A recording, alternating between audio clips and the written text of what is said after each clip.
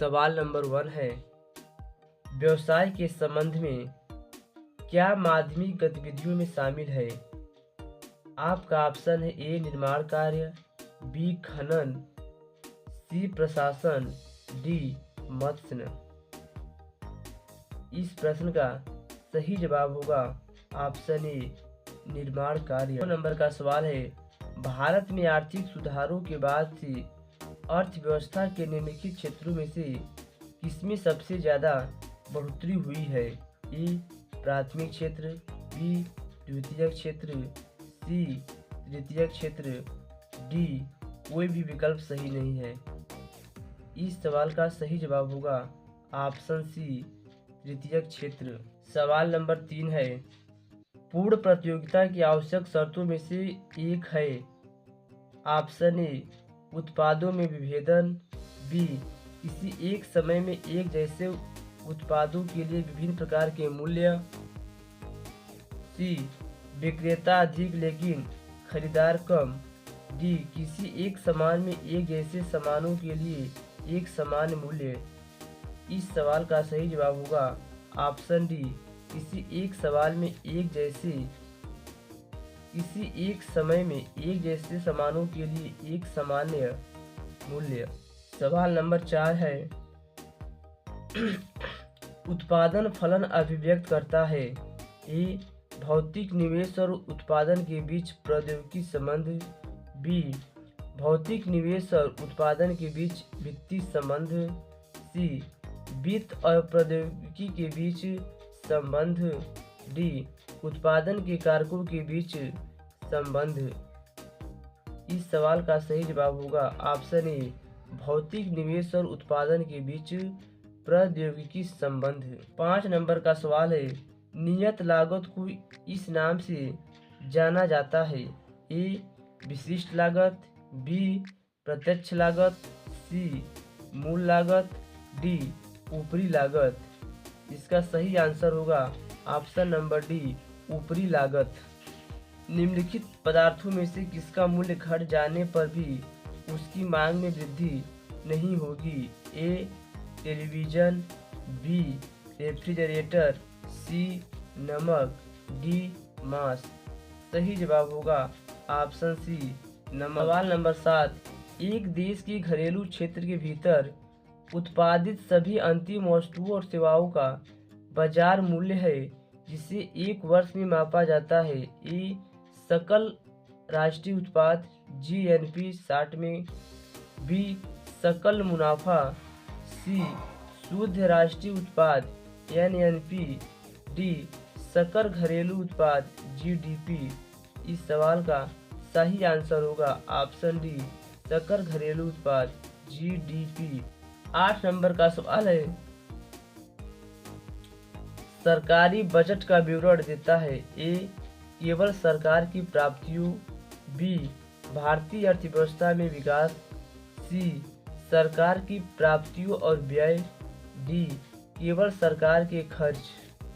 इस सवाल का सही आंसर होगा ऑप्शन सी सरकार की प्राप्तियों और व्यय। 9 नंबर का सवाल है, भारत सरकार का कौन सा संगठन देश के सकल घरेलू उत्पाद जीडीपी की रिपोर्ट तैयार करता है? ए नीति आयोग, बी भारतीय रिजर्व बैंक, सी केंद्रीय सांख्यिकी कार्यालय, डी भारतीय प्रतिभूति और विनिमय बोर्ड।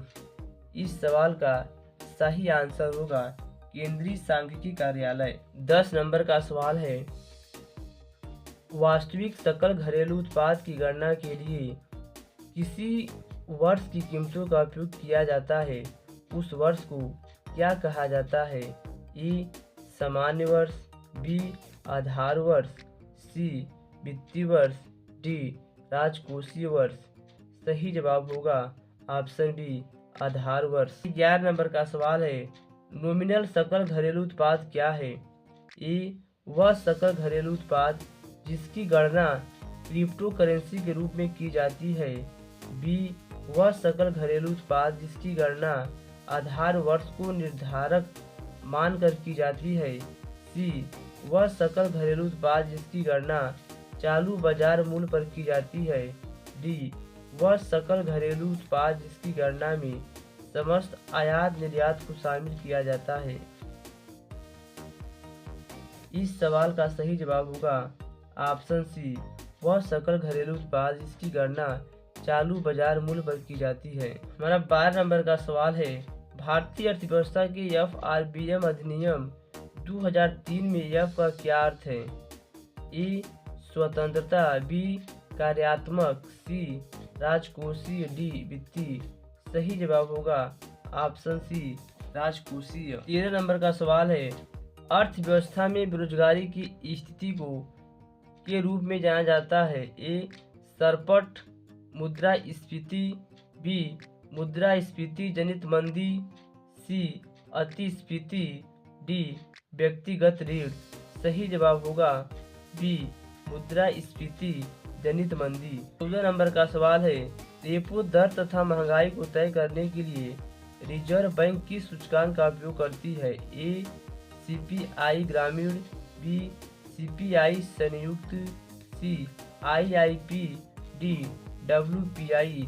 सही जवाब होगा ऑप्शन डी WPI। 15 नंबर का सवाल है, मुद्रास्फीति किस कारण से होती है? ए उत्पादन में वृद्धि ह्रास, बी मुद्रा पूर्ति में वृद्धि तथा उत्पादन में ह्रास, सी मुद्रा पूर्ति में वृद्धि, डी उत्पादन में वृद्धि। सही जवाब होगा ऑप्शन बी मुद्रा पूर्ति में वृद्धि तथा उत्पादन में ह्रास। हमारा 16 नंबर का सवाल है, भारत सरकार ने व्यापार परिवार नियोजन कार्यक्रम शुरू किया था। ए 1955 में, बी 1958 में, सी 1952 में, डी 1954 में। सही जवाब होगा ऑप्शन सी 1952 में। 17 नंबर का सवाल है, केंद्र सरकार निम्न में से कौन सा अप्रत्यक्ष कर लगाती है? ए सेवा कर, बी लग्जरी कर, सी क्रय कर, डी लॉटरी पर कर।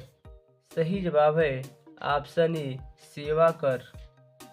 18 नंबर का सवाल है, प्रधानमंत्री कौशल विकास योजना 2015 में के तहत शुरू की गई थी। ए ग्रामीण विकास मंत्रालय, बी आवास और शहरी मामलों के मंत्रालय, सी कौशल विकास और उद्यमिता मंत्रालय, डी वित्त मंत्रालय। सही जवाब है ऑप्शन सी कौशल विकास और उद्यमिता मंत्रालय। 19 नंबर का सवाल है, प्रधानमंत्री सुरक्षा बीमा योजना में आंशिक विकलांगता के लिए कवर राशि क्या है? ए 4 लाख, बी 3 लाख, सी 2 लाख, डी 1 लाख। सही जवाब है ऑप्शन डी 1 लाख। हमारा 20 नंबर का सवाल है और आखिरी प्रश्न है, भारतीय रिजर्व बैंक द्वारा किस वर्ष में स्वच्छ नोट नीति की घोषणा की गई? ए 1992, बी 1999, सी 1995, डी 1997। सही जवाब है ऑप्शन बी 1999। यदि आपको वीडियो अच्छा लगा तो चैनल को सब्सक्राइब कीजिए, लाइक कीजिए और अपने दोस्तों को शेयर जरूर कीजिएगा। Thanks for watching. मिलते हैं नेक्स्ट वीडियो में, तब तक के लिए धन्यवाद। जय हिंद, जय भारत।